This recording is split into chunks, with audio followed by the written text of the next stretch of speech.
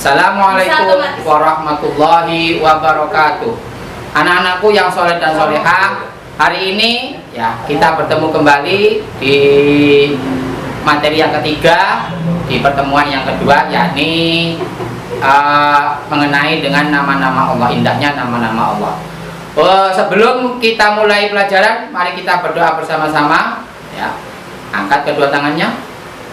A'udzu billahi minasyaitonir rajim. Bismillahirrahmanirrahim. Rabbi shrah li sadri wa yassir li amri wahlul 'uqdatam min lisani yafqahu qawli. Rabbi zidni ilma warzuqni fahma birahmatika ya arhamar rahimin. Amin. Anak-anakku yang soleh dan solehah, kelas 6, hari ini kita akan membahas tentang indahnya nama-nama Allah di pertemuan yang kedua, yakni kemarin nama-nama Allah yang kita bahas kan ada 5 ya. Nah sekarang bagaimana cara menerapkannya ya, nama-nama Allah tersebut ya, Asmaul Husna tersebut dalam kehidupan sehari-hari. Nah, yang pertama adalah sifat As-Samad. Nah, cara menerapkan sifat As-Samad dalam kehidupan sehari-hari, yang pertama yakni adalah menjadikan Allah sebagai tempat meminta. Jadi Allah sebagai tempat meminta. Ketika kita punya keinginan, maka kita minta hanya kepada Allah. Itu yang pertama. Kemudian yang kedua, berusaha menjadi orang yang bermanfaat. Bermanfaat bagi siapa? Bagi seluruh alam. Ya, baik di masyarakat, ya, kemudian di keluarga, ya, atau bermanfaat bagi nusa dan bangsa. Oke. Kemudian yang ketiga, caranya menerapkan sifat As-Samad dalam kehidupan sehari-hari, yakni adalah berusaha membantu teman. Jika ada teman yang sedang dalam kesusahan, kita bantu. Ya, baik di sekolah, ya, ataupun teman yang di rumah. Nah, itu salah satu cara kita menerapkan sifat As-Samad dalam kehidupan sehari-hari. Selanjutnya, yakni sifat apa kemarin? Yakni sifat Al-Muqtadir. Ya, Al-Muqtadir. Nah, di dalam Al-Qur'an ya, surat Yasin ya, di situ dibacakan yakni innama amruhu idza arada syai'an ayyaqula lahu kun fayakun. Nah, apa artinya innama amruhu? Sesungguhnya ya, segala sesuatu itu amruhu idza arada syai'an, itu atas kehendak Allah. Ayyaqula, Allah hanya cukup mengucapkan kun, jadilah, fayakun, maka jadilah ya. Nah itu Allah bersifat Al-Muqtadir. Nah, bagaimana cara menerapkan dalam kehidupan sehari-hari? Yang pertama yakni menjadikan Allah sebagai tempat berlindung. Yakinkan dalam hati bahwasanya hanya Allah tempat kita berlindung. Kemudian yang kedua yakni berlomba-lomba untuk mencari amal kebaikan. Nah, ya, selama kita hidup kita berlomba-lomba untuk mendapatkan amal ya, kebaikan yang sebanyak-banyaknya. Kemudian yang ketiga, selalu berusaha dan berdoa dalam meraih keinginan. Jadi kita selalu berdoa dan berusaha. Ya, jangan hanya berdoa saja, tapi juga harus diiringi dengan berusaha. Selanjutnya yakni mengembalikan semua urusan kepada Allah. Ya, karena kita tahu Allah bersifat Al-Muqtadir, yang maha menentukan. Jadi segala yang terjadi pada diri kita, pada alam semesta, itu semua atas kehendak Allah. Oleh karena itu kita kembalikan semua urusan kepada Allah. Oke.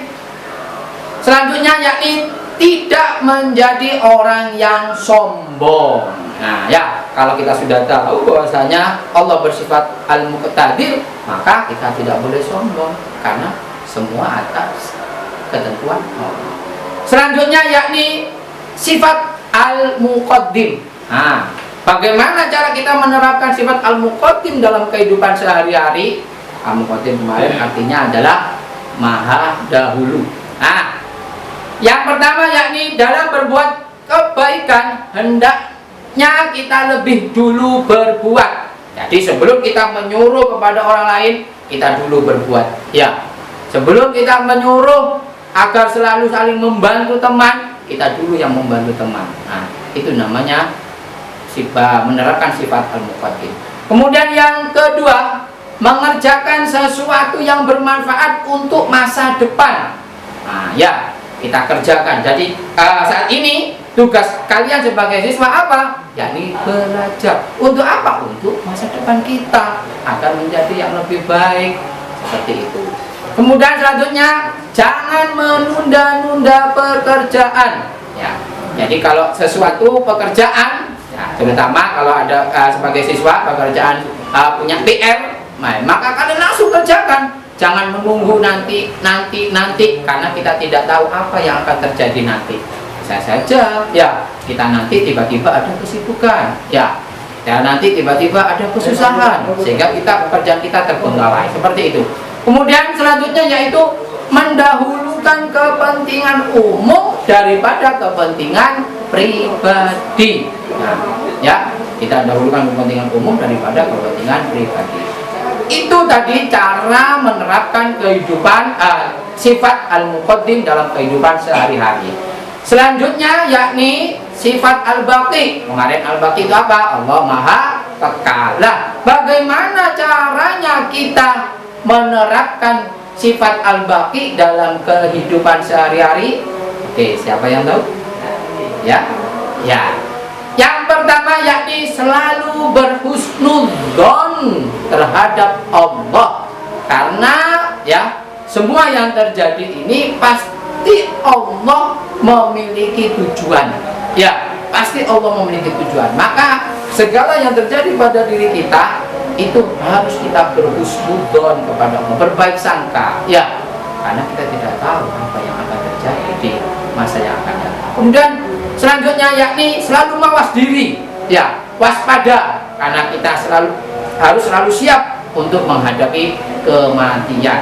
Ingat ya, tidak ada di dunia ini yang kekal kecuali Allah.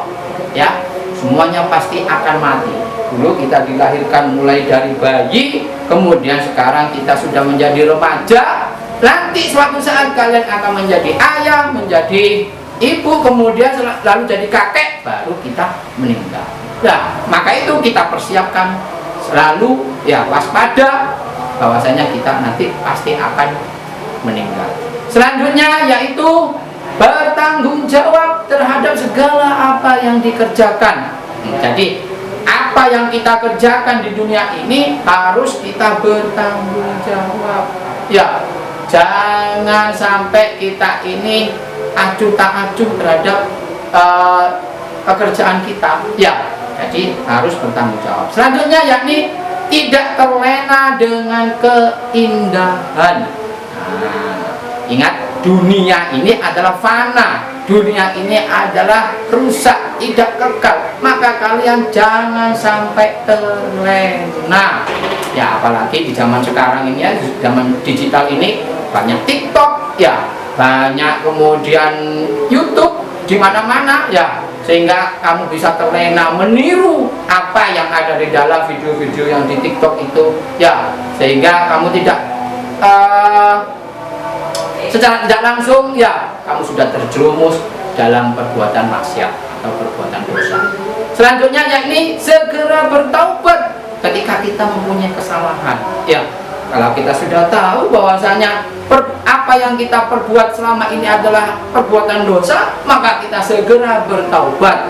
Ya, dengan taubatan nasuha. Bertaubat yang pertama yaitu dengan lisan dulu. Ya, apa? Astaghfirullahaladzim. Kemudian yang kedua baru dengan perbuatan. Itu tadi pembahasan yang bisa saya sampaikan, yakni tentang menerapkan Asmaul Husna dalam kehidupan sehari-hari. Cukup sekian dari saya, ya, kurang lebihnya saya mohon maaf yang sebesar-besarnya. Saya harap kalian bisa memahami dan bisa menerapkan dalam kehidupan sehari-hari. Bisa kalian baca lagi di bukunya, ya, baik di buku pegangan guru atau di buku pegangan siswa, ya, buku pendamping itu. Demikian dari saya, wabillahi taufiq wal hidayah. Wassalamualaikum warahmatullahi wabarakatuh.